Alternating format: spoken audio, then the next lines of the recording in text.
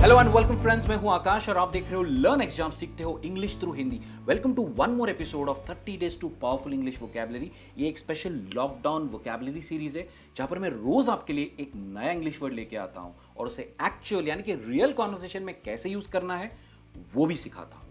अगर आपने इस सीरीज को आज से देखना शुरू किया है तो मैं चाहूंगा कि आप लेसन 1 से देखिए, उसके लिए आपको लिंक मिलेगी डिस्क्रिप्शन में या फिर ऊपर यहां पर कई सारे लेसन्स जरूर देखिए। जैसे कि मैंने बताया कि आज का लेसन काफी इंटरेस्टिंग होने वाला है क्योंकि आज का वर्ड है, कैसे प्रोनाउंस करेंगे इसे, सोअर्स या कोअर्स।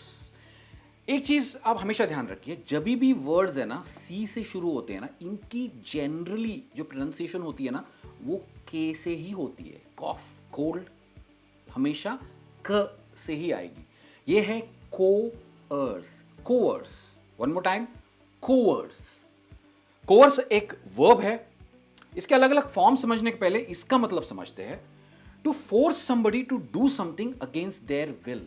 कभी कभी होता है ना, हमें कोई काम करना नहीं होता है और कोई इंसान हमें फोर्स करता है, भले हमारी इच्छा नहीं है कि ये करो ही, तब वो इंसान क्या कर रहा है, हमें वो कोअर्स कर रहा है। जैसे ये कहने की बजाय कि he forced me to do something, आप कह सकते हो he coerced me to do something. Right, यही मतलब है कोर्स का। इसका एक और मतलब है to order someone to do something by using force और थ्रेट।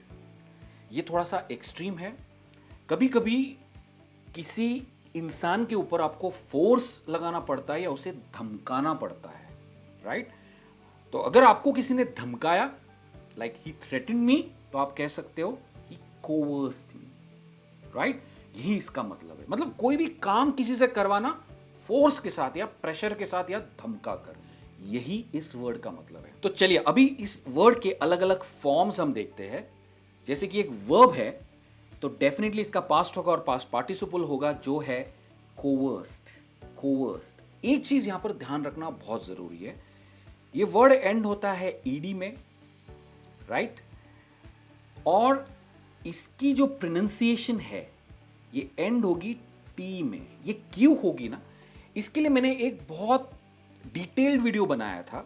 जो भी वर्ब्स ईडी में एंड होते हैं उनकी प्रोनाउंसिएशन कैसे होनी चाहिए, मतलब क्या राइट प्रोनाउंसिएशन होनी चाहिए, इसके और पूरा मैंने एक वीडियो बनाया जहां पे करीब करीब 50 वर्ड्स है। आपको उसकी लिंक यहां पर कहीं मिलेगी, वो वीडियो भी जरूर देखिए ताकि आपकी प्रोनाउंसिएशन आप प्रॉपर्ली प्रोनाउंस करो वर्ब्स को, पास्ट के वर्ब्स को। तो कोअर्स्ड इसका पास्ट और पास्ट पार्टिसिपल है और इसकी प्रोनाउंसिएशन एंड होती है एक सॉफ्ट टी में, कोवर्स्ड एंड नॉट कोवर्स्ड, कोवर्स्ड। कोवर्शन एक नाउन है, कोअर्शन, कोवर्शन ये एंड शन में होता है, कोवर्शन। कोवर्सिव एक एडजेक्टिव है, कोवर्सिव, और कोवर्सिवली एक एडवर्ब है। It is coercively, coercively. I hope that is clear. देखिए आपने आज 5 वर्ड सीखे, कोअर्स, कोवर्स्ड, कोवर्शन, कोवर्सिव और कोवर्सिवली। दोस्तों मजा तो तब आएगा कि इन 5 वर्ड्स को रियल यानी कि एक्चुअल कॉन्वर्सेशन में कैसे यूज करना है ये आप सीख पाओगे। तो चलिए देखते हैं sentences. Sara coerced her mother into letting her play games on her phone. बच्चे हमेशा करते हैं ना, माँ का फोन छीन लेते हैं धमका कर कि मुझे फोन चाहिए, नहीं तो मैं ये कर दूंगी, नहीं तो मैं वो कर दूंगी। तो सारा ने यहां पे क्या किया, Sara coerced her mother into letting her play games on her phone. का फोन लिया गेम्स खेलने के लिए। Many migrant workers were coerced to stay back due to lockdown. बहुत सारे माइग्रेंट वर्कर्स को रहना पड़ा, फोर्सफुली रहना पड़ा। क्यों? लॉकडाउन की वजह से, क्योंकि सारे ट्रेन्स बंद है, बसेस बंद है, वो कहीं नहीं जा सकते। तो अपनी इच्छा नहीं होने के बावजूद, अगेंस्ट देयर विल, हमने देखा था इसका मीनिंग, तो भी उन्हें रहना पड़ा क्योंकि कोई ऑप्शन है ही नहीं। You can't coerce me to sign this document without reading it thoroughly. Give me time until tomorrow. कह रहा है इस एग्जीक्यूटिव से कि तुम मुझे इस अग्रीमेंट को साइन करने के लिए फोर्स नहीं कर सकते हो, मुझे कल तक का टाइम चाहिए, मुझे अच्छे से इसे पढ़ना है। तो इस तरह से भी आप कोर्स को यूज कर सकते हो। When coercing him to surrender, the officer threatened the thief with a gun. यहाँ पे हमने इसे एक ING फॉर्म में यूज किया है। When coercing him to surrender, जब उसने उसे धमकाया कि तुम सरेंडर करो वरना मैं गोली मार दूंगा, तो when coercing him to surrender, the officer threatened him with a gun. चलिए देखते हैं next. Jatin always coerces his friends to quit smoking.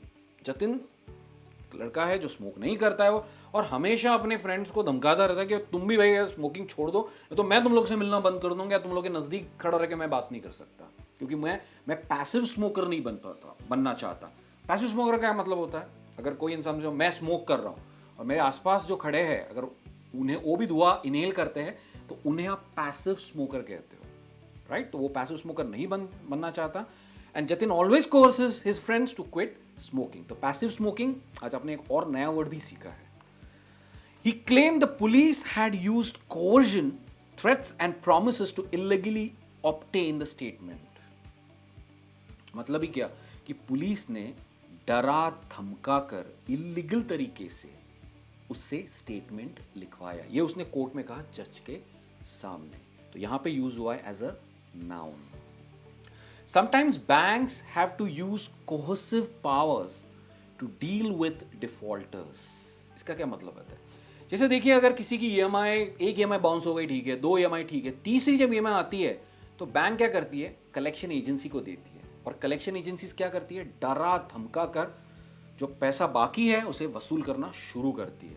Sometimes the banks has to use coercive powers to deal with defaulter. मतलब bank खुद नहीं कर सकती, पर बहुत सारी ऐसी एजेंसीज है उनको दे दी थी कि भाई आप इतना पैसा वसूल करो, इतना % इसमें से आपको मिलेगा. ठीक है.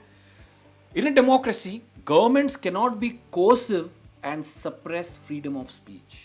मतलब अगर किसी को धरना देना है या अपनी आवाज गवर्नमेंट तक पहुंचानी है, जब गवर्नमेंट नहीं सुनती है, तो डेमोक्रेसी में आप कोर्सिव मेथड्स यूज नहीं कर सकते, आप फोर्स यूज नहीं कर सकते हो.